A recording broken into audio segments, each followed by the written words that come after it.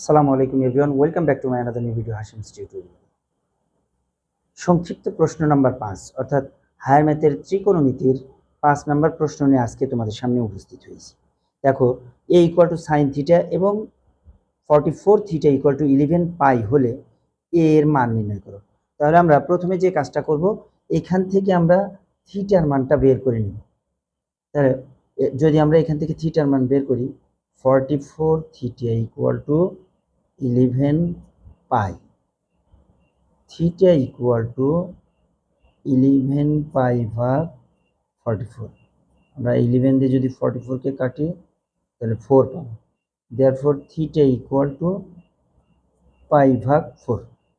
এখন আমরা a equal to sine theta, এখানে আমরা মানটা অ্যাপ্লাই করব, যাতে a equal to sine theta সমান sine pi by 4। We know the value of sin pi by 4 is 1 divide root 2. This is the required answer. Thank you everybody to stay with me. Please follow my Facebook page and subscribe my YouTube channel. Assalamu alaikum.